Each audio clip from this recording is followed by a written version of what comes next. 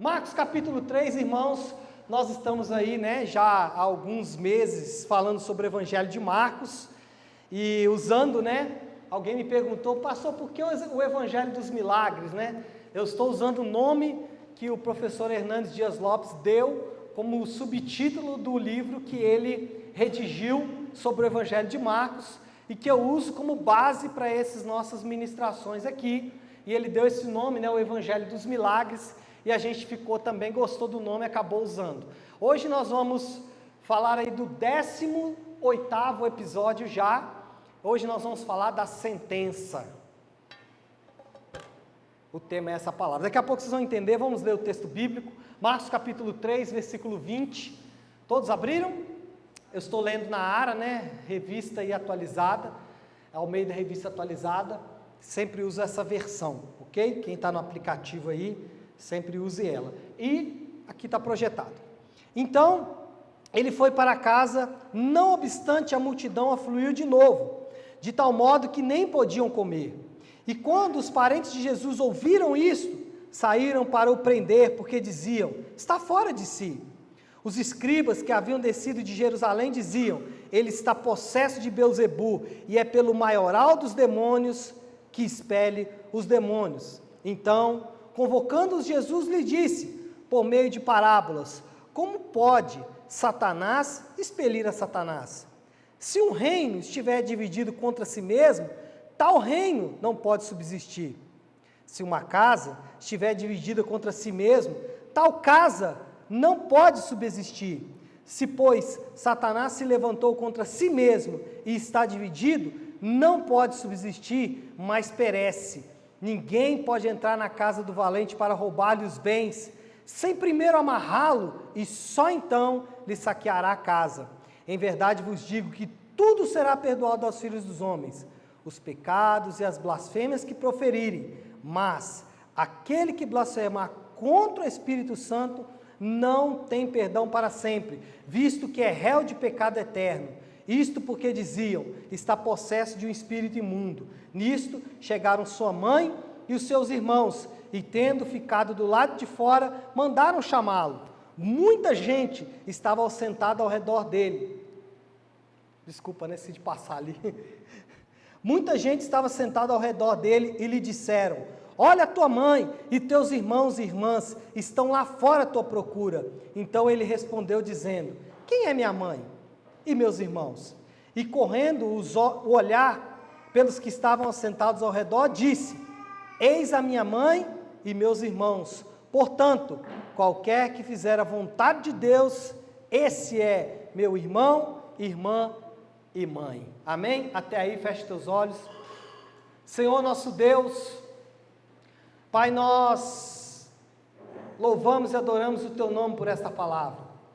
Nos curvamos, Senhor Deus, em adoração, porque o Senhor sempre conduz a Tua igreja em triunfo. E nesse sentido nós oramos para que de Ti venha a revelação desta palavra, para que de Ti venha, Senhor Deus, o entendimento desta palavra, e em todo o tempo nós daremos toda a honra e toda a glória ao Senhor, em nome de Jesus. Amém. Amém, queridos? Bom, se você tiver curiosidade depois de abrir a sua Bíblia em Mateus no capítulo 12, antes de acontecer esse evento, aonde Jesus, ele recebe algumas acusações, para dizer o mínimo, ele curou um homem cego e mudo, e ao fazer isso, ao curar este homem, as pessoas que estavam ao redor de Jesus, diante desse sinal evidente do poder de Jesus, começaram a questionar. A multidão que estava ao redor de Jesus começou a questionar, será que ele é realmente o Messias? Eles começaram a dizer uns para os outros, será que quando ele diz que é o Messias, será que é verdade? Irmãos, nós não temos ideia do poder e da grandeza que está envolvido para um judeu quando alguém diz que Jesus é o Messias. Irmãos, o Messias, para um judeu, para as pessoas que estavam ouvindo Jesus, era algo assim assombroso. E as pessoas começaram, nesse momento, essa é a primeira vez que as pessoas começam então a dizer, talvez ele realmente seja o Messias. Talvez ele realmente seja quem ele diz que é. E começou a acontecer duas coisas. Primeiro, a hostilidade por parte dos escribas. A admiração das pessoas por Jesus desencadeou duas coisas. Primeiro, a oposição por parte dos escribas. Mas também apareceu uma nova oposição. A família de Jesus aparece para prendê-lo. E eles estavam querendo prendê-lo porque esse homem deve ter ficado louco. Irmãos, a família de Jesus falou, ele deve estar fora de si. Por quê? Porque o que ele acabou de dizer é muito contundente. As pessoas estavam dizendo, ele é o Messias. A família falou, vamos tirar ele de lá. Porque até agora ele estava manifestando-se como um bom profeta, curando as pessoas. Mas agora ele diz que é o Messias. E as pessoas estão acreditando. O que será que acontecerá? Amados, os escribas, tomados de inveja, diante da crescente popularidade de Jesus, eles resolveram dar mais um passo. Os escribas, diante dessa possibilidade das pessoas identificarem o Messias ali, eles deram mais um passo em direção a impedir que as pessoas seguissem a Jesus. Olha que loucura isso. Eles avançaram um pouco o sinal. E nós já vimos aqui que esses homens já tinham feito acusações sérias. Esses homens já tinham acusado Jesus de forma muito veemente em outras oportunidades. Já tinham falado, olha, você, por exemplo, já profanou o sábado. E isso para um judeu era sério. Eles já tinham acusado Jesus de várias coisas, mas agora eles avançam para uma acusação muito mais séria. Eles acusaram Jesus agora de algo muito mais perigoso. O objetivo do evangelista Marcos é relatar que houve uma grave acusação por parte dos inimigos de Jesus, uma sentença de Jesus como resposta a essa acusação, e no meio dessa acusação e de uma sentença, Jesus estabelece princípios. Olha que loucura isso. E olha que interessante. Eu até coloquei ali, o estabelecimento de um princípio, não. Na verdade, ele estabelece dois princípios, que nós vamos estudar agora à frente. Então, o objetivo de Marcos aqui é mostrar, houve uma acusação e uma sentença. E no meio, está dois princípios. E nós, quem está aqui desde o início de nossa exposição, vai se lembrar que eu disse que Marcos, em muitos momentos, ele usa a técnica sanduíche, que é entre dois pães uma carne, Então, entre dois assuntos, Jesus sempre coloca algum outro assunto no meio, e é o que ele faz nesse texto que a gente vai ler. Por quê, irmãos? Ao ler esse texto, a gente percebe que aqueles escribas estavam transformando a encarnação de Deus, a encarnação do Deus amoroso, do Deus misericordioso, eles estavam transformando a aparição do Messias em uma encarnação do maligno. Eles estavam tentando mudar a moeda. Nesse contexto todo, a identidade de Jesus, lembre-se sempre que o objetivo macro do Evangelho de Marcos é apresentar a identidade e a missão de Jesus. Então, nesse contexto todo, nós temos a identidade de Jesus como autoridade sobre o poder das trevas. Nós vamos falar sobre isso. E a missão de Jesus é libertar os presos desse poder das trevas. Nesse texto nós vamos ver Jesus como todo-poderoso sobre as trevas. E todo-poderoso para o quê? Com uma missão, resgatar cativos. Resgatar pessoas que estão presas. Como nós vamos estruturar nosso estudo? Hoje eu vou falar bem batista, né? 3 pontos. Nós vamos falar da acusação, nós vamos falar do princípio e nós vamos falar por último da sentença. Eu não vou me ater muito aqui, eu só estou te dando esse mapazinho para você acompanhando aí a exposição. Mas nós vamos abordar cada um desses temas, começando com a acusação. Olha aí o versículo 20 até ao 22. Então ele foi para casa. Não obstante, a multidão afluía de novo, de tal modo que nem podiam comer. E quando os parentes de Jesus ouviram isto, saíram para o prender, porque diziam: está fora de si. E os escribas que haviam descido de Jerusalém diziam: ele está possesso de Beelzebu, e é pelo maioral dos demônios que expele, é o maioral dos demônios que expele os demônios. Amados, interessante notar, se você voltar aí para o versículo 19, o texto de Marcos, ele faz uma pequena nota sobre a traição de Judas. Se você se lembrar da semana passada, na descrição dos apóstolos, né? O último apóstolo mencionado, quem que é? Judas, quem foi que o traiu. E o próximo versículo começa dizendo o quê? Que há, se não uma traição, um mal entendido sério e penoso no círculo íntimo de Jesus, ou seja, na sua família. O que ele está dizendo? Olha, havia no círculo de Jesus um traidor, mas agora há ainda no círculo íntimo de Jesus, da família dele, se não uma traição, um mal entendido crítico, e esse mal entendido pode trazer muito desconforto.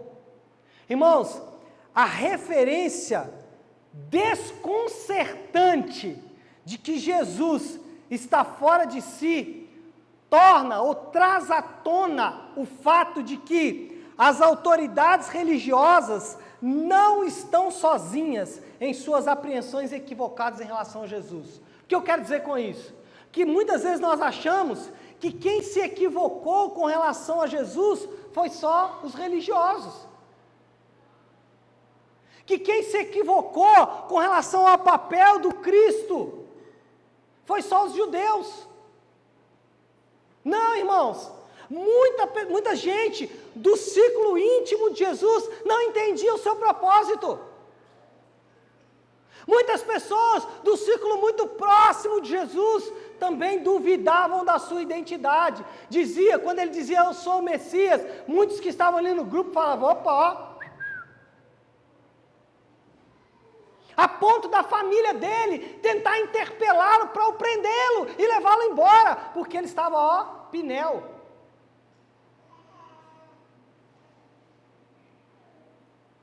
Não eram só as autoridades de Israel que não entenderam a identidade de Jesus, mas até pessoas muito próximas.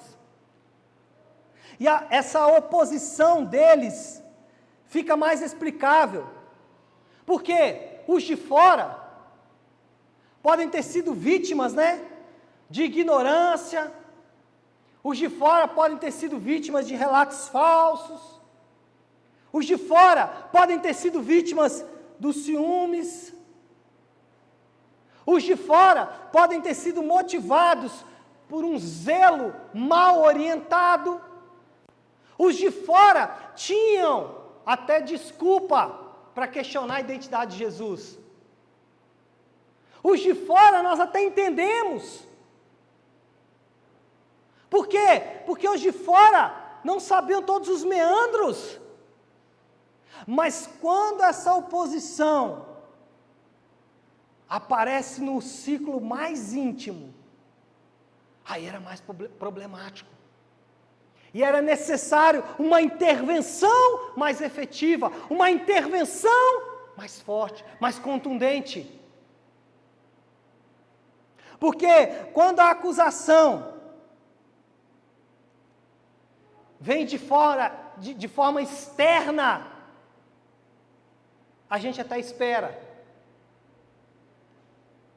Por quê? Porque quando você olha para a história, aqueles homens que se opuseram a Jesus, não estavam envolvidos no círculo mais íntimo. Então a gente até espera oposição, pelos fatores que são diversos. Mas quando essa oposição acontece lá dentro do chamado círculo íntimo, aí nós nos assustamos. O professor James Edwards, que é outro que eu tenho usado para apoiar, né, o meu estudo aí sobre o livro de Marcos, ele fez uma citação e eu gostaria de projetá-la aqui para vocês entenderem mais ou menos o que a gente está tentando dizer. Ele disse o seguinte: os associados de Jesus têm de ser seus advogados e não adversários. Há dois tipos de pessoas, ele diz um pouco mais à frente: aqueles que estão sentados no interior da casa aos pés de Jesus, e aqueles que ficam do lado de fora com pressupostos falsos. O discipulado depende de estar na presença de Jesus e fazer a vontade de Deus. Em grande medida, o que ele quer defender é duas coisas. Primeiro, que quando nós nos deparamos com adversários internos, isso choca mais. Isso não deveria acontecer. Segundo, o que ele está declarando é o seguinte: para ser discípulo de Jesus, não basta estar próximo de Jesus, mas também tem que aprender com Ele e fazer a vontade dEle. E obedecer aquilo que Ele deixa mais à vista. O que Ele quer dizer aqui também vai de encontro a nós pensarmos em algo muito interessante. Irmãos, o julgamento mal intencionado das pessoas, o julgamento mal intencionado daquelas pessoas que estavam até próximos de Jesus, é a evidência de que a fé e a descrença não são resultado de provas. O que ele está dizendo em outro sentido é: o fato de você ver um milagre não significa que você vai crer ou não crer. O fato de você presenciar milagres não vai te aproximar de Deus ou te afastar de Deus. O fato de você presenciar escândalos, presenciar qualquer outra coisa, não vai fazer você aproximar-se ou afastar-se. Porque aqueles indivíduos viram provas contundentes, mas por incrível que pareça, as provas fizeram com que eles se afastassem. Eles viram provas cabais de que Jesus era o Cristo. E ainda assim, se afastaram. Irmãos, preste bem atenção no que eu vou dizer. Talvez você já incorreu nesse erro também. Quando tem alguém doente no hospital, e essa pessoa não é convertida, o que você faz? Eu vou orar para que essa pessoa seja curada, para ela dar glória a Deus. Ô, irmão, isso não tem nada a ver. Isso não tem nada a ver. Não são provas que vão produzir fé ou descrença. Porque se fosse provas, irmãos, todo mundo que andou com Jesus era convertido, e a gente sabe que isso não era verdade.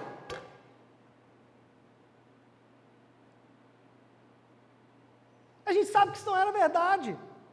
Portanto, irmãos, as palavras e ações de Jesus não são, de fato, evidência da presença de Deus.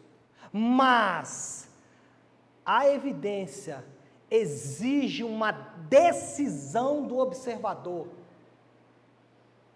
Não adianta você ver grandes milagres. Precisa haver uma decisão de sua parte, de minha parte, de andar e seguir a vontade de Deus. Não adianta você presenciar grandes milagres ou grandes afrontas, se não houver da sua parte decisão de seguir a vontade de Deus, não vai acontecer nada. É isso que o professor está dizendo ali, e eu concordo em grande medida. Fazendo uma hermenêutica, trazendo esse texto para os nossos dias, para a realidade da nossa igreja, da igreja brasileira e do cristianismo de forma geral. O que nós podemos dizer, contextualizando esse texto? Às vezes, irmãos, Jesus encontra oposição dentro do seu próprio povo. Jesus, às vezes, encontra oposição dentro da própria igreja. Indivíduos que vão se opor à obra de Jesus dentro da própria igreja. Fazendo uma hermenêutica e trazendo um contexto para os nossos dias, indivíduos que não conhecem a palavra. Irmãos, pelo amor de Deus, leia as Escrituras. Conheça a verdade de Deus, conheça a vontade de Deus, conheça os princípios de Deus. Porque tem indivíduos que sequer conhecem os livros da Bíblia. Semana passada eu falei aqui uma coisa, as pessoas acham que eu estava brincando. Tem crente que acha que Efésios é um homem e Gálatas é uma mulher. Tem gente que não sabe que existe um livro na Bíblia chamado Sofonias. Tem gente que você fala sobre cativeiro babilônico, ele não faz ideia do que seja. Você pode se constituir um opositor a Jesus, sem perceber. Sem perceber. Indivíduos que não se preocupam em conhecer a vontade de Deus, que de forma deliberada e inconsequente agem contra os princípios de Deus. E eu não estou falando de fora, eu estou falando no alto julgamento desta casa. Desta começar de mim, passando pelos presbíteros, alcançando os diáconos e líderes dessa comunidade, até alcançar cada membro. Irmãos, é um tempo de decisão. É um tempo de decisão. Para toda a igreja brasileira, o que aconteceu ontem não foi apenas um evento, mas nós estamos diante de um tempo de decisão. Não tome medidas inconsequentes. Por favor, a você, sua família, sua igreja. Deliberadas, sem conhecer a vontade de Deus. Porque tais pessoas constituem-se em oposição a Deus. Não se sujeite ao espírito do anticristo, que beira as nossas comunidades, tentando introduzir ensinos que são confrontadores ao texto bíblico, são confrontadores à verdade bíblica. Não permita que isso aconteça na sua vida. Abrace a verdade de Deus, abrace a vontade de Deus, abrace os princípios da Escritura e não largue em tempo algum. Porque isso será saúde para você, isso será saúde para a sua comunidade e isso é cumprimento da palavra de Deus. Depois de analisarmos essa acusação, que não partiu de tão longe assim, mas de muito próximo, Jesus, ele vem estabelecer então um princípio. Aliás, como eu disse, dois, né? Versículo 23 até o 27 diz assim: então, convocando-os, lhe disse por meio de parábolas: como pode Satanás expelir a Satanás? Em outras palavras, vocês estão ficando malucos? E ele continua dizendo: se um reino estiver dividido contra si mesmo, tal reino não pode subsistir. E se uma casa estiver dividida contra si mesmo, tal casa não pode subsistir. Se, pois, Satanás levantou-se contra si mesmo e está dividido, não pode subsistir, mas perece. Ninguém pode entrar na casa do valente para roubar-lhe os bens, sem primeiro amarrá-lo. Só então saqueará a casa. Amados, Jesus refutou o argumento dos escribas com duas parábolas com o mesmo significado. A parábola do reino dividido e a parábola do reino da casa dividida. Com essas duas parábolas, Jesus mostra o quanto o argumento dos escribas era absurdo e ridículo. Qual foi a acusação? Que Jesus expelia demônios com o poder do demônio. Jesus está falando, o argumento de vocês é ridículo, absurdo, não faz o mínimo sentido. Aqui, vale a pena fazer uma outra hermenêutica, uma outra aplicação, uma implicação desse texto para os nossos dias. Primeiro, na prática, nós sabemos que isso é uma verdade. Uma casa dividida, uma família dividida, o que vai acontecer? Normalmente, cada um vai para o seu canto, né? E aquela família perde aquela força, aquela comunhão. Me lembro que, há, 10, 12 anos atrás, meu avô morreu. E desde que o meu avô morreu, os natais na nossa família nunca mais foram os mesmos. Parece que alguma conexão se perdeu. E hoje é difícil reunir, e chegou a ponto de ter Natal, que teve 2 natais. Um de um grupo e outro de outro grupo. Até que esse ano fizeram junto de novo. Mas o que a gente percebeu é que aquela conexão se perdeu. Então, na prática, a gente sabe que isso acontece. Na família, por exemplo, na empresa. Né? Isso é muito comum, às vezes, na empresa. Tem uma conexão muito grande entre o patrão e os empregados, aquela conexão se perde, a gente sabe disso. Então, o que Jesus está falando aqui não é nada que nós não experimentamos no dia a dia. E uma segunda hermenêutica aqui é dizer o seguinte, essa palavra não vale contra a igreja, tá, irmãos?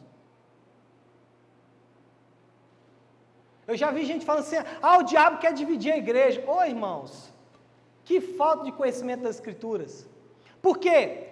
Primeiro, a unidade da igreja, ela não existe por vontade humana. Não são homens que estabelecem a unidade da igreja. A unidade da igreja não é estabelecida a não ser pelo próprio dono da igreja, que é Jesus. Então, Satanás, ele não tem poder suficiente e autoridade suficiente para dividir a igreja. Se você faz parte de uma igreja genuína, autêntica, qual que é a igreja genuína, autêntica? Primeiro, prega o evangelho da salvação pela graça. Prega o evangelho que unicamente aponta para Jesus, e tem Jesus como seu único e suficiente Salvador, que não se apoia em lei, que não se apoia em nada, a não ser na obra vicária, substitutiva de Jesus na cruz. Uma igreja que aponta para Jesus é cristocêntrica, Jesus é o centro, Jesus, Jesus, Jesus. Se você faz parte de uma igreja aonde o personagem principal não é o pastor, ou o presbítero, ou o bispo, aonde a imagem principal é da cruz vazia, e não de um homem, ou de uma mulher. Se você pertence a uma igreja que aponta para o sacrifício de Jesus o tempo todo, apontando Cristo, Cristo, Cristo, se você pertence a uma igreja que prega esse evangelho, e que, em segundo lugar, administra corretamente os juramentos, os sacramentos, não mais do que os 2 que Jesus deixou: batismo e ceia, podendo divergir da forma, mas não saindo do que o texto bíblico aponta. O batismo deve ser ministrado para indivíduos que têm um mínimo conhecimento do que estão fazendo e que por decisão própria resolvem abandonar todo mundo. Resolvem abandonar, cadê o Léo? Me ajuda ali, Léo. Resolvem abandonar o mundo. Indivíduos que por vontade própria resolvem se aliar a uma igreja, se colocar, como nós temos lido em Atos, debaixo da cobertura da igreja. Aí sim essa igreja batiza esses indivíduos, porque, irmãos, tem uma bagunça de batismo por aí. Na rua, vem cá batizar, o cara nem sabe o que está fazendo, nem sabe, desvalorizando a ordenança do batismo. E a ceia, então, não vou nem falar da ceia. Indivíduos que não têm compromisso com a igreja, indivíduos que não fazem parte do corpo de Cristo, indivíduos que não podem sofrer pela igreja, como os indivíduos de Atos sofriam, a ponto de morrer pela igreja, não é pela instituição, pela igreja. Esses indivíduos tomam ceia livremente, sendo que a ceia é a manifestação visível do sacrifício de Cristo. Se você faz parte de uma igreja que adota essas duas posturas, pode dormir em paz, porque quem vai velar pela unidade dessa igreja é o próprio dono da igreja. É o próprio dono da igreja. Ele é que produz unidade. Tem gente que quer criar unidade. Não, vamos fazer aqui uma comunhão, o almoço da comunhão, toda a ceia, né? Vamos criar unidade. Ora! Ora! Isso no máximo dá uma comunhãozinha. E alguns espetados entre irmãos, que às vezes é produtivo para um tratamento do nosso caráter, né? Mas nada mais do que isso, irmãos, unidade é produzido pelo Espírito de Cristo derramado sobre a igreja. E nós, como igreja, nós devemos clamar por esse Espírito de unidade. Clamar por esse Espírito de unidade. Nada mais do que isso. Um segundo engano, segunda hermenêutica que podemos fazer nesse texto é dizer que o sistema de Satanás é um sistema fechado. Como assim, pastor Léo? Um sistema fechado?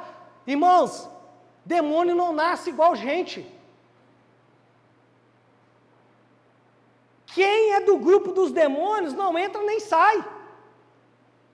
Satanás, como muitos querem dizer, não é uma figura medieval. Satanás não é um ser que os escritores da era medieval escreviam, né? Pé de bode, cabeça, chifre, rabinho. Não! Satanás é uma pessoa. A personificação do mal. Ou como está escrito em Apocalipse, o acusador dos nossos irmãos. Essa semana eu respondi no grupo da nave uma pergunta que sempre me faz: pastor, existe guerra espiritual? Existe, mas nós temos que ter os limites. Porque tem gente que acha que demônio dá em árvore. Tudo é demônio. Demônio. Não, demônio vai destruir a igreja, demônio vai acabar com a igreja. Demônio acaba com a igreja mesmo. Igreja que não foi estabelecida por Deus e não segue os princípios de Deus, o diabo acaba com ela mesmo. E é muito fácil acabar com essa igreja aqui, irmãos. É só nós como igreja começarmos a andar fora dos princípios. Eu não te dou 2 anos. Não te dou 2 anos. Agora, se você e nós permanecermos nos princípios de Deus, irmão, não tem ninguém que acaba. Não tem. Olha só que coisa louca isso, irmãos. A gente acha que o diabo... Eu já li livros, né? Falando que tem discussões no inferno. E que aí o diabo mais forte bate no diabo mais fraco. Irmãos, isso não tem qualquer aderência nas Escrituras. Pelo contrário, as Escrituras dizem que os demônios se unem. Eu vou dar 2 exemplos. Um eu vou citar aqui, e um eu vou mostrar aqui, outro eu vou só citar. Quando Neemias foi reconstruir os muros de Jerusalém, irmãos, a Bíblia diz que se ajuntaram contra eles inimigos mortais, se ajuntaram contra Neemias. Por quê? Porque Neemias estava fazendo a vontade de Deus. E o outro texto, olha aqui, Atos capítulo 4, versículo 27, olha o que diz. Porque verdadeiramente se ajuntaram nesta cidade. Quem se ajuntou? Contra o teu santo servo Jesus, ou qual disse? Herodes e Pôncio Pilatos com os gentios de Jerusalém. Não com os gentios e a gente de Israel. Irmãos, veja bem isso aqui. Juntou 2 inimigos, Herodes e Pôncio Pilatos. Esses caras não se falavam. Mas para condenar Jesus, eles se ajuntaram. E mais, olha o que o texto fala. Os gentios com gente de Israel. Irmão, quem era de Israel mesmo, judeu, ele sequer falava com o gentio. Vocês já viram aquele texto da mulher samaritana? Quem sabe como que nasceu os samaritanos? Vou contar para vocês. Onri, pai de Acabe. Quem conhece Acabe? O esposo de Jezabel. Né? Onri teve uma divisão no reino, e Onri, na divisão do reino de Israel. O reino de Israel já era dividido do reino de Judá, e aí no reino de Israel teve uma divisão. E aí o que aconteceu? Onri, pai de Acabe, fundou uma cidade chamada Samaria. Quem nasce em Samaria é mistura de judeu e gentio. E os judeus não falavam com os samaritanos, mas para condenar Jesus eles se ajuntaram. Por quê, irmãos? Porque diabo não luta contra diabo luta a favor do diabo. Diabo, demônios. Amados, diante desse texto, nós temos algumas preciosas lições. Na verdade, 3 preciosas lições que você vai aprender aqui. Curso intensivo de batalha espiritual. Se você souber essas 3 coisas aqui, você vai interagir com o mundo espiritual de forma diferente. Primeiro, Satanás é o valente. Irmãos, Jesus não negou o poder de Satanás. Ele não falou assim, Satanás não tem poder de curar. Ele não disse, Satanás não tem poder. Não, ele não falou isso. Ele só disse que ele é valente.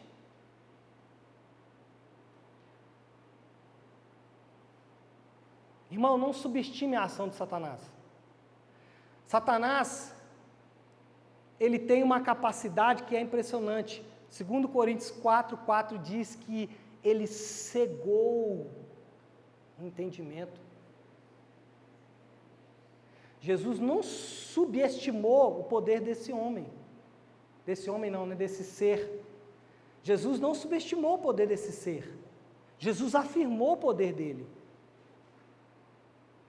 Jesus chamou ele de valente. Não subestime o poder de Satanás. Não subestime as hostes satânicas. Por outro lado, também não superestime, né? Sai. Nem tudo é demônio, irmãos. Nem tudo é demônio. Mas nós precisamos entender que existem forças satânicas. Segunda verdade nesse texto, Satanás tem uma casa e uma organização. Irmãos, Jesus disse que ia fazer o quê? Entrar na casa do valente. Saquear quem? Os seus súditos. Saquear a própria casa dele. Esses demônios, esses seres estavam tranquilos em suas casas, em seu reino, mas Jesus veio para saquear. Ou 1 João diz que ele veio para desfazer as obras do diabo. Efésios 6,12 vai falar de uma organização, não sei se é 6,12, mas está ali em Efésios 6, mas vai falar que a nossa luta não é contra carne e sangue, isso mesmo, mas contra principados, potestades, dominadores deste mundo tenebroso. Ou seja, Satanás tem um reino organizadinho. Você acha que é bagunça? Não, irmãos. Como ele mesmo disse aqui, Jesus, vê se tem cabimento um reino dividido contra ele. Não. Agora, a terceira é a melhor parte. A terceira verdade é a melhor.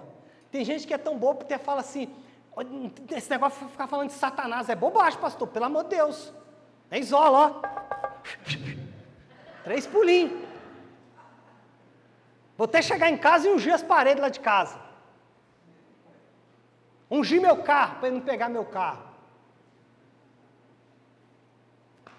Irmãos, sai do misticismo, irmãos. Nem tudo é demônio, mas tem a ação demoníaca. Tem a ação demoníaca. E essa terceira aqui, terceira verdade, ela é preciosa. Por quê? O que ela vai dizer? Jesus tem autoridade sobre Satanás.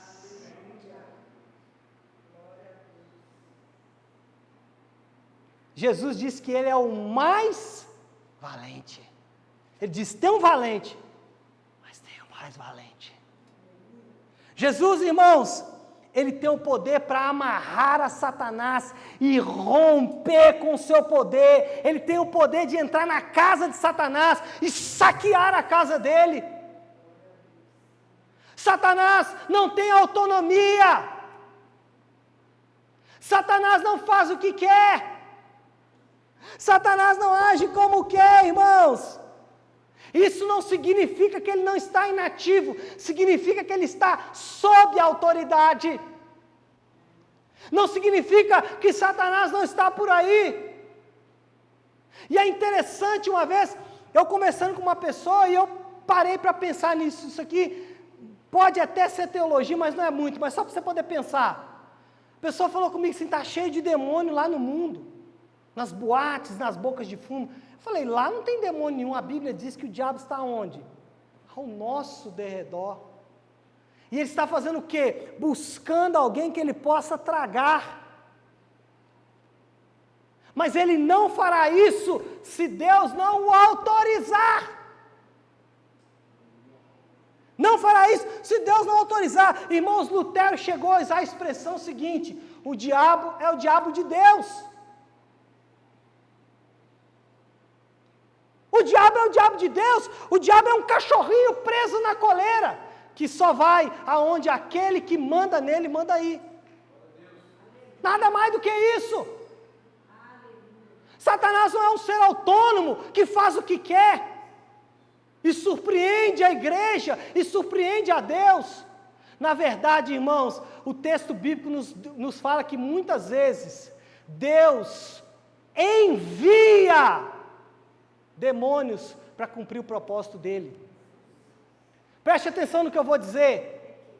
Quando Jesus olhou para Pilatos, ele falou, você não tira a minha vida, eu a dou.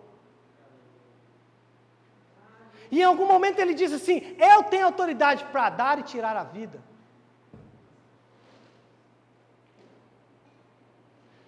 As perseguições que se romperam contra a igreja, as perseguições que se irromperam contra a igreja de Jesus Cristo, internas e externas, todas elas, o agente era Satanás, ordenado por Deus. E as provas estão aí. As provas estão aí.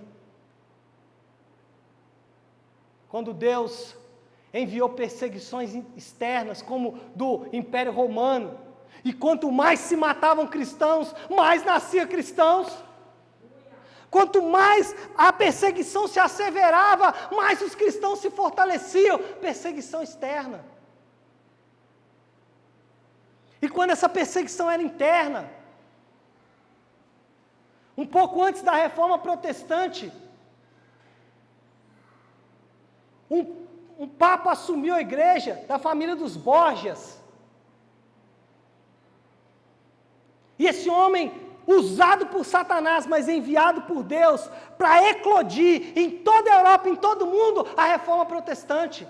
Para reafirmar os princípios da Bíblia, salvação pela fé, só Escritura, só a graça e só Deus toda a glória.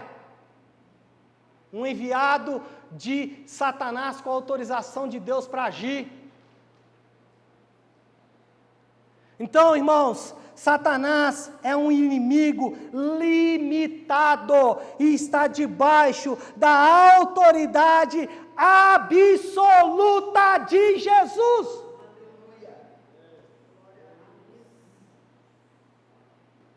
Entenda a soberania de Deus, entenda o domínio de Deus, a autoridade de Deus. Entenda, o Cristo vivo que você serve, Ele não perdeu as rédeas da história, Ele não deixou de cumprir os teus propósitos, Ele não tira a mão dEle da história, e Ele continua governando todas as coisas, inclusive governando a sua vida, quer você queira, quer você não. Por isso que é idiota dizer: eu entrego a minha vida para Jesus. Ah, irmão, entrega o quê?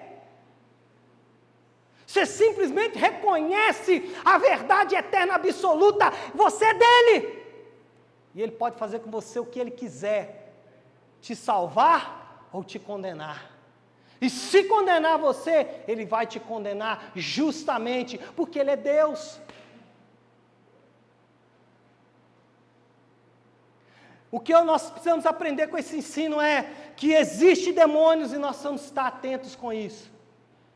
Existem demônios e eles agem. Eles não estão inativos. Eles agiam contra Jesus. Pensa se ele não vai continuar agindo contra a igreja de Jesus e contra os seus filhos amados. Ele continua agindo, porém ele tem atuação limitada. Caso clássico, Jó. Todo mundo conhece a história de Jó.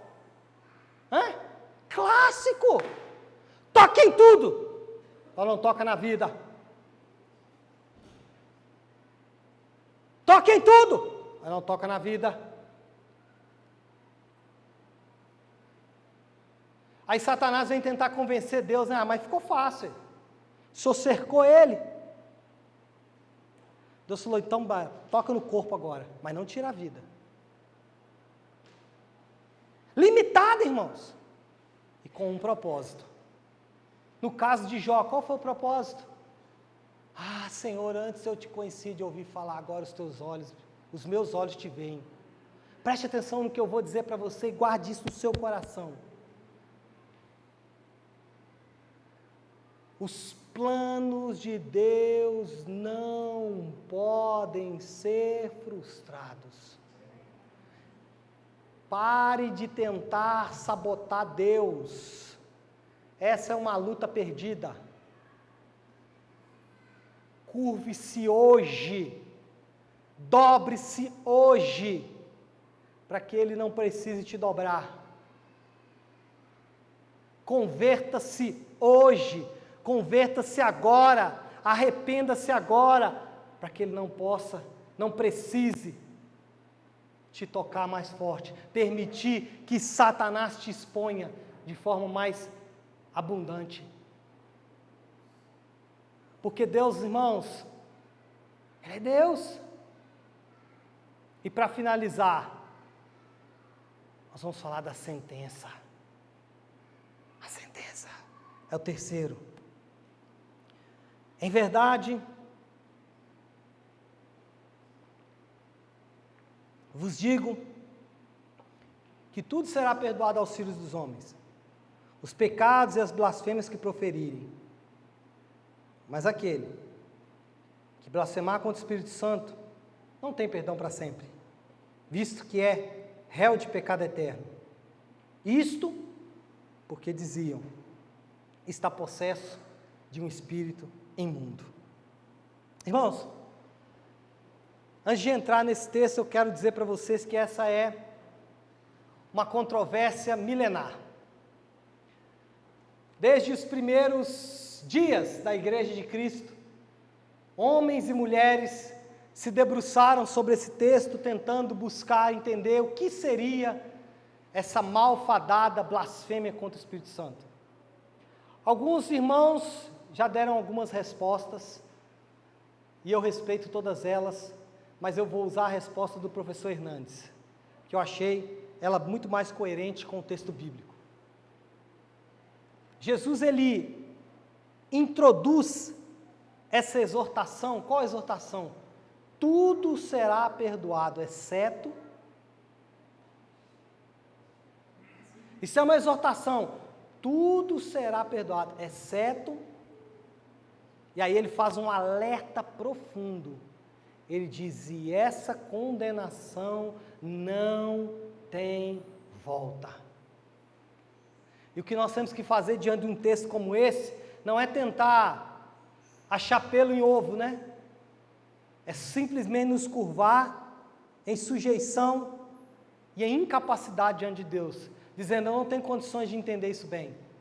Mas o que eu tenho condições de entender, eu assim faço. O que eu tenho condições de entender? Primeiro, que todo pecado será perdoado. Segundo, que tem um pecado que reserva o homem à condenação eterna. Irmãos, põe na sua cabeça, escute bem o que eu vou dizer com muita clareza para você. Alguém disse que o óbvio deve ser dito, né? Então escuta essa aí. Ele perdoa todos os pecados. Vou repetir. Ele perdoa todos os pecados. Isso precisa ficar firme no nosso coração. Irmãos, o sangue de Cristo nos purifica de todo pecado.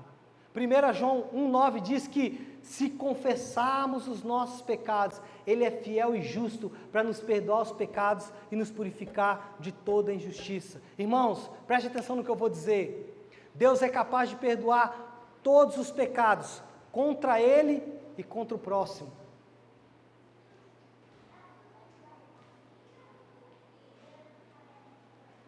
Alguém disse, e disse muito bem, alguém alcunhou uma frase, e alcunhou muito bem, dizendo o seguinte, se Deus perdoou Adão ou não, nós não sabemos, mas que Deus estava com a disposição de perdoar, Ele estava.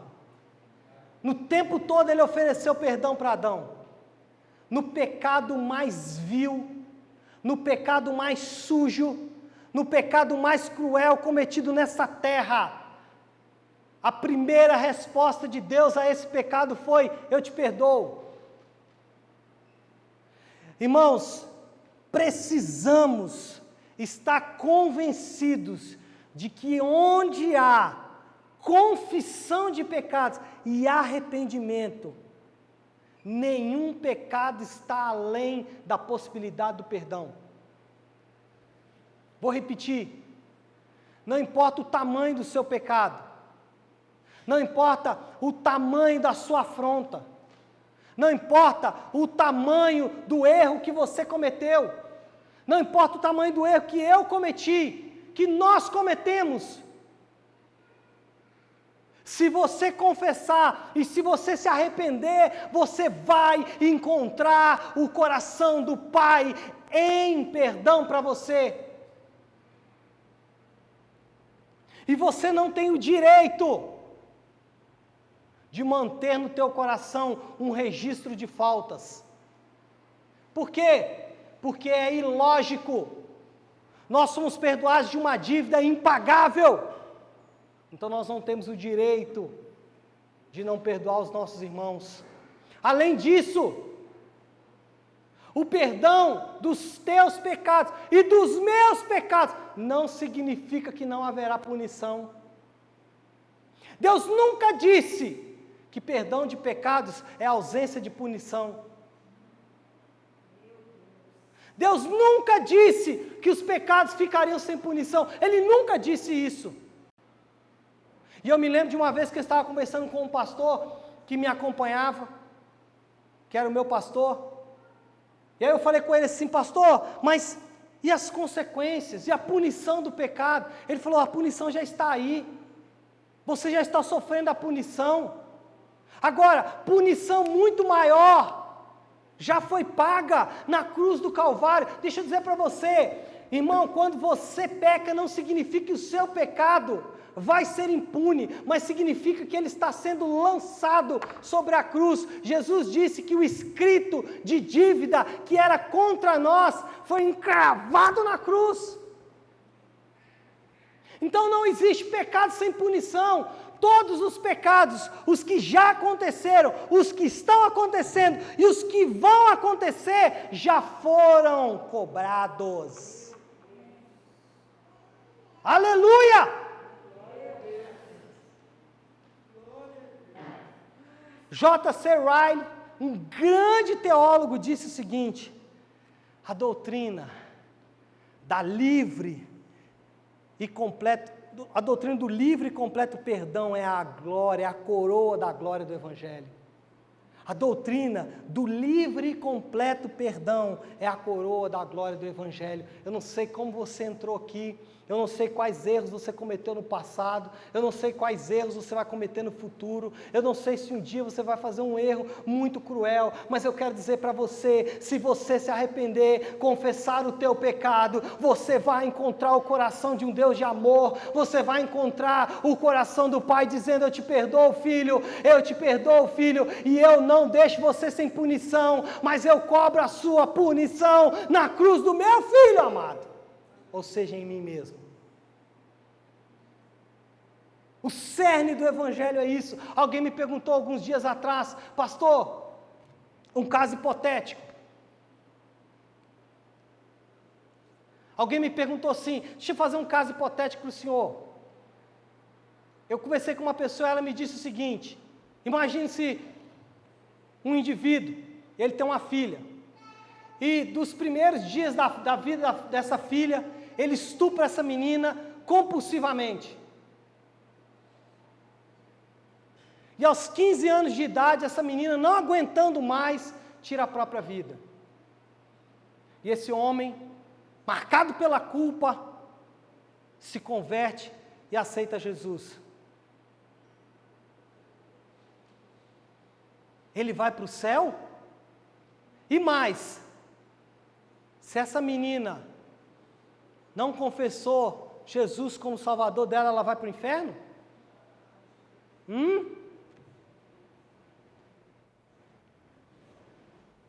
Pressupostos errados.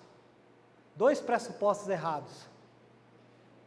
Primeiro pressuposto errado, primeira premissa errada, de que existem humanos inocentes. Paulo afirma que todos pecaram e carecem da glória de Deus. Paulo chega ao cúmulo de dizer, obviamente inspirado pelo Espírito Santo, não há um justo, nenhum sequer. Premissa errada. Aquela menina é inocente. Irmão, não tem inocente. Deixa eu dizer para você, e anote o que eu vou dizer. Presidente da República, fascistas, nazistas, comunistas, pastores, bispos, padres, cardeais, papas, grandes homens, filantropos, missionários que largaram tudo e foram para o campo missionário, reformadores, todos estão no mesmo balaio, são condenáveis. Não existe inocente. Todos carecem da mesma glória de Deus. Não é porque um era missionário, a Madre Teresa de Calcutá, Deus vai julgá-la de forma diferente. Não! Se não houver arrependimento e confissão de pecados, e não houver fé na obra vicária substitutiva de Jesus Cristo, e tão somente essa obra para a salvação, não há caminho, e não sou eu que estou dizendo isso, Jesus afirmou, eu sou o caminho. Primeira premissa, não há inocentes. Segunda premissa, o perdão de Deus significa não punição. A gente acha que Deus perdoou, não vai ter punição. Ora, nesse caso específico, esse homem deveria se entregar às leis do seu país e pagar pelo crime que cometeu de acordo com as leis do país, porque o Estado, segundo a Bíblia, só tem uma função, que é dupla. Deixa eu repetir para você, seja você conservador, de direita ou de esquerda, não importa.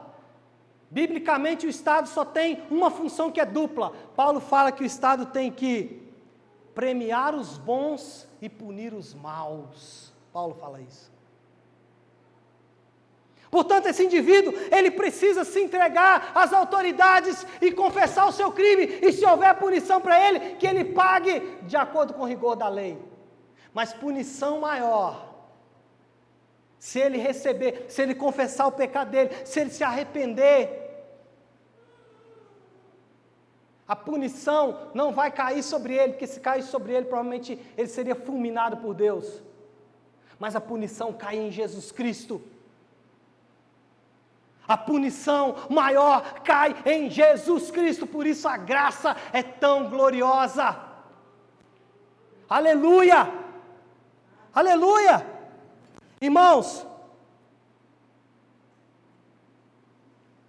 nós, diante desse texto, nós ressaltamos então essas duas verdades. Primeiro, essa que eu acabei de falar, eu passei por ela. A imensa misericórdia de Deus. Nós temos um Deus de amor, ora essa. E a segunda verdade desse texto, o imenso perigo de se cruzar a linha divisória da paciência de Deus.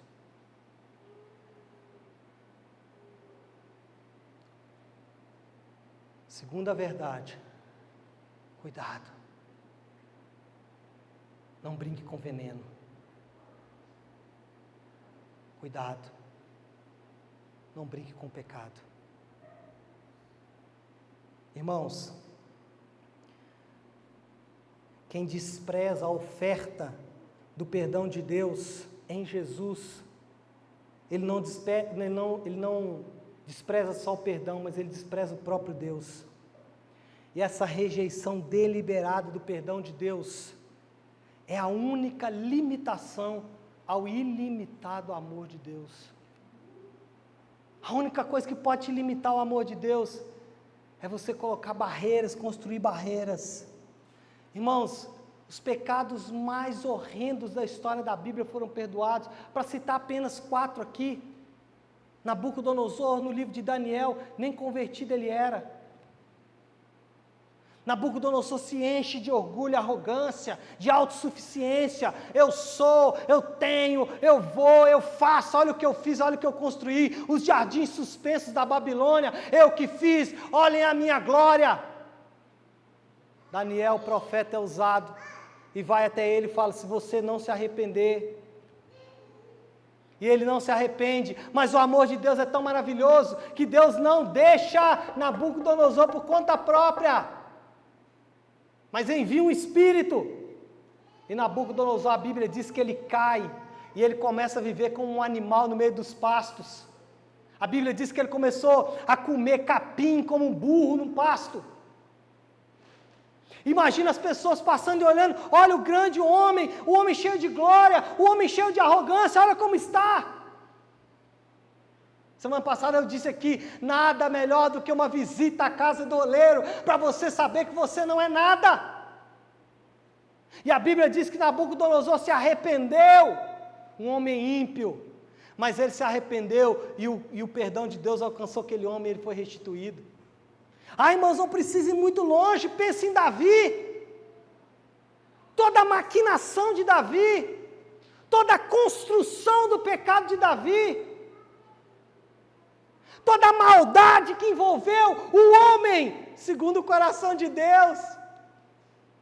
Nesse momento, os antropocêntricos, os egocêntricos, vê o castelinho de cartas desmoronar, porque querem jogar confetes em Davi. Pois bem, o homem segundo o coração de Deus, maquinou o mal no coração dele. Por isso que a Bíblia diz: maldito o homem que confia no outro homem, o homem que você não deve confiar em você mesmo. Davi maquinou, Davi construiu toda uma retórica, Davi construiu uma narrativa. Irmão, nós somos tão vis que nós construímos uma história cheia de coisas lindas para apoiar o nosso erro. Foi isso que Davi fez, porém, aleluia, Davi não ficou sem perdão. Davi encontrou o amor de Deus e o perdão de Deus. Aí alguém pode dizer: pastor, mas teve consequências, é óbvio. E Saulo? Perseguidor da igreja, assassino, como ele mesmo disse, arrogante, orgulhoso, quando se encontrou com a glória de Deus, só teve uma saída: perdão. Maria Madalena, prostituta, perdão. Irmãos, Tudo isso é lindo. Porém, a blasfêmia contra o Espírito Santo não tem perdão. E quem ultrapassa essa linha divisória torna-se réu de pecado eterno. Pecado contra o Espírito Santo é uma das afirmações mais perturbadoras de Jesus. Pecado contra o Espírito Santo é uma das coisas mais difíceis de se entender. Nesse texto, o que a gente percebe é que as pessoas olhavam para Jesus e diziam, é demônio. E olhavam para os demônios e diziam, é Deus. Estavam cegos do seu entendimento. E esse é o processo de endurecimento que todo homem passa. O homem vai se endurecendo nos seus pecados, vai se endurecendo no seu orgulho, na sua arrogância, vai se endurecendo nas suas práticas erradas, no seu temperamento, vai se endurecendo e não se dobra ao Senhor, vai se endurecendo e vai achando que Ele está certo. E o que vai acontecer, irmãos, é que Deus vai entregar a Ele próprio. Há uma mente reprovável. Então não brinque com o pecado. Pecado, irmãos, um pecado como esse, blasfêmia contra o Espírito Santo, não começa com blasfêmia no Espírito Santo, começa com fofoca, começa com mentira, começa com arrogância, começa com autossuficiência, e eu estou falando dos meus pecados, não estou falando dos seus. Começa com murmuração, começa com maledicência, começa com rebeldia, pequenos pecadinhos, não tem nada a ver, é só um comentário. Irmãos, quem de vocês aqui conhece a história de pessoas que foram tentar atravessar um rio a nado e lá no meio passou mal e muitos até morreram? E qual que é a história? Não brinque com a água. Já viram essa frase? Não brinque com o mar. Eu me lembro de uma vez, estávamos no litoral do Rio, e aí tinha uma mulher se debatendo assim, a, 5 metros da praia. E a gente não acreditou que ela estava afogando, porque 5 metros da praia. Irmão, 5 metros da praia, ela estava ali onde está o Mateus. E ela está se debatendo, e a gente está se olhando para fora, será que ela está afogando mesmo? Porque não tem basta ela ficar em pé, ela sai. E ela estava afogando. Não brinque com o pecado.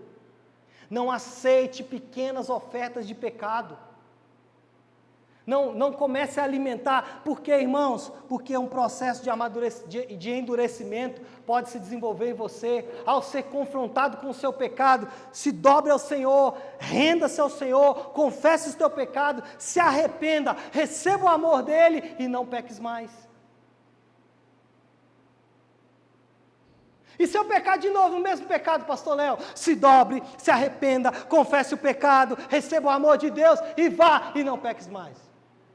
E se eu pecar de novo o mesmo pecado, pastor, vai, se arrependa e não peques mais. O processo é o mesmo. Mas não fique brincando com fogo. Não fique brincando com o pecado. Ele pode te levar para um endurecimento tal que você vai ser irreversível à sua volta. É a minha volta. A pergunta é: por que blasfêmia com o Espírito Santo não pode ser perdoada? Porque aqueles que a cometem dizem que Jesus é ministro de Satanás e que a fonte do seu poder não é o Espírito Santo, mas Beelzebu. E para finalizar, o pastor Hernandes Dias Lopes diz: é imperdoável.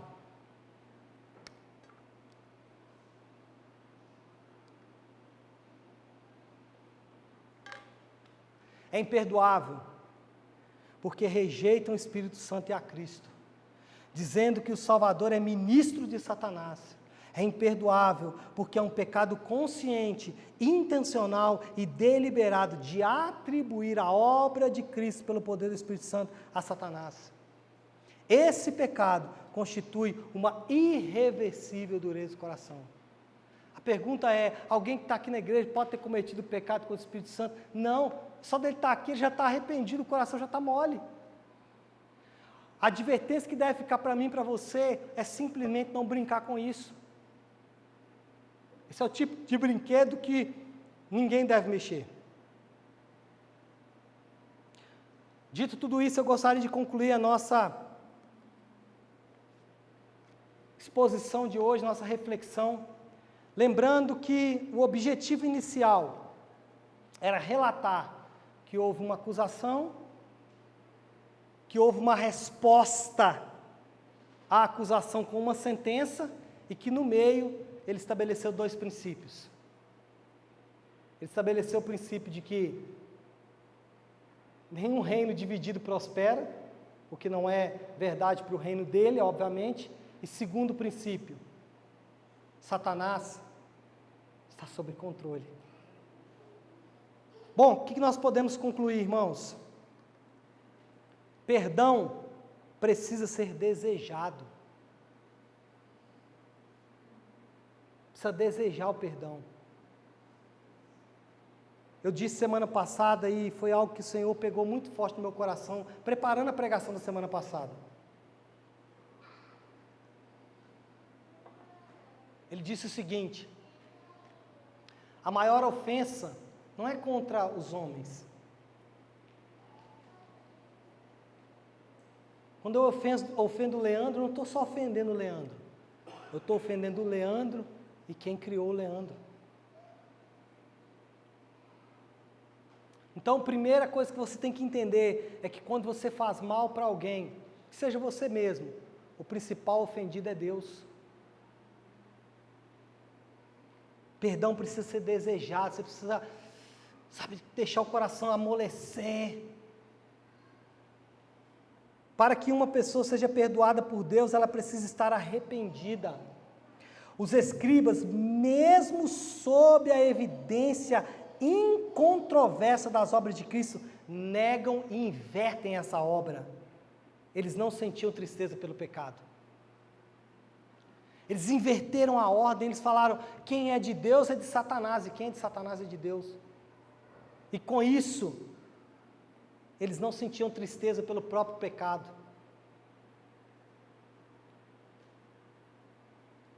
Quando a gente se depara com o pecado do nosso irmão, nossa tarefa é, primeiro, exortá-lo, a quem quer que seja, do pecado dele. E se houver arrependimento, você ganhou, irmão, é assim que a Bíblia diz. Em segundo lugar, você vai olhar para você mesmo e tentar encontrar resquícios desse mesmo pecado em você. Por fim, eles substituíram a penitência pela insensibilidade. Essa palavra penitência, né? É meio rejeitada assim. E esse é um erro, às vezes, dos nós chamados protestantes, filhos de Lutero e Calvino, e Zwingli, etc, etc. Penitência é uma palavra linda, irmãos. É você realmente se penitenciar, se penificar por aquilo que você fez de errado, sentir a dor do seu erro. Aqueles homens não sentiam a dor do erro deles, eles ficaram o quê? Cada vez mais insensíveis. Eles trocaram então a penitência pela insensibilidade e a confissão pela intriga. Em vez de eles confessarem o erro deles, eles ficaram tentando criar situações para se opor a Jesus. Em vez de se dobrarem e dizerem quanto eles eram pecadores, eles ficaram tentando arrumar formas de afastar as pessoas de Cristo.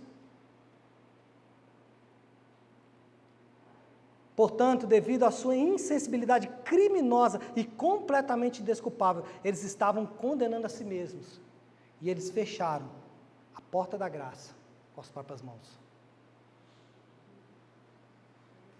Fecharam a porta da graça com as próprias mãos. Pastor, alguém aqui está no pecado contra o Espírito Santo? Não, posso afirmar categoricamente. Mas de toda forma, não brinque com o pecado. Quais são as implicações práticas e aplicações práticas desse texto e todo esse ensinamento nas nossas vidas? Em primeiro lugar, evite o julgamento. Isso vale para todas as áreas.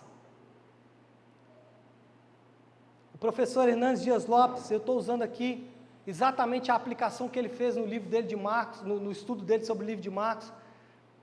Ele disse o seguinte: evite o julgamento. Isso vale para todos os níveis. Irmãos, existe uma diferença entre julgamento e exortação. Qual que é a diferença, pastor Léo? O julgamento não quer conserto. Preste atenção em mim. Julgamento não quer conserto. Na verdade, julgamento quer o caos.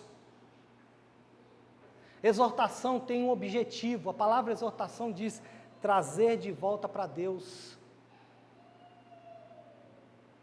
Então, quando você exorta, você traz a pessoa de volta para Deus. Mas o ponto é dizer, evite o julgamento. Nós temos que tocar nesse ponto com muito cuidado. Nós temos que tocar nesse assunto com hesitar ao máximo de fazer afirmações que indivíduos cruzaram essa linha ou não. Quem cometeu a blasfêmia com o Espírito Santo, eu não sei. Deixo isso na mão de Deus. Deixo isso na mão de Deus. Agora, se você vê uma pessoa que você ama, ele está frequentando a igreja, ela quer buscar a Deus, ela não sabe encontrar o caminho. Calma, irmão. Calma, essa pessoa não blasfemou não, fica tranquilo. Que é o segundo ponto aqui, ó, evitar o desespero. Eu já conversei com irmãos desesperados. Pastor, será que eu cometi o pecado contra o Espírito Santo? Tem crentes que ficam angustiados, preocupados de terem cometido esse pecado. Deixa eu ensinar um princípio para você. Ninguém, absolutamente ninguém, seja ele quem for, ninguém pode sentir tristeza pelo pecado sem a obra do Espírito Santo. Você só é capaz de enxergar o quanto o teu pecado ofende a Deus se Deus tirar a venda. Então não se desespere, irmãos. O medo de ter cometido esse pecado já é uma evidência de que você não o cometeu. Mas isso também nos ensina em outros pecados. Tem pessoas que ficam desesperadas. Talvez você que está aqui, já aconteceu isso com você, você cometeu um pecado, você cometeu um erro e você ficou desesperado. Calma, irmão. Confia na graça e no amor de Deus. Confia no poder purificador de Jesus. Confie na graça superabundante dEle. Fique em paz. Não entre em desespero da carne. E o terceiro e último. Evite a todo custo a leviandade. A presunção. Irmãos, aqueles que zombam de Deus, aqueles que zombam da graça de Deus, eles podem em algum momento cruzar uma linha invisível e perecerem para sempre. Aqueles que zombam de Deus, aqueles que zombam da graça, eles não sabem o perigo que estão correndo. É como se eles estivessem tentando atravessar o oceano a nado. Eles estão correndo perigos terríveis, porque eles podem ultrapassar uma linha divisória e não conseguirem voltar mais. E para sempre perecerem no inferno.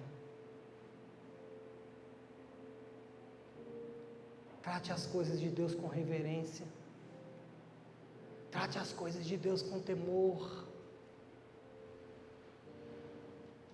Trate as coisas de Deus com temor. Trate as coisas de Deus com temor, com reverência. Porque o menor indício de um pecado pode ser já um sinal de que você está avançando para uma linha que não tem volta. Não brinque com o pecado. Não brinque com esse veneno mortífero. Ao se deparar com ele, tenha uma postura de arrependimento, de dor e de conserto, crendo sempre que em tudo o Senhor nos conduz em triunfo.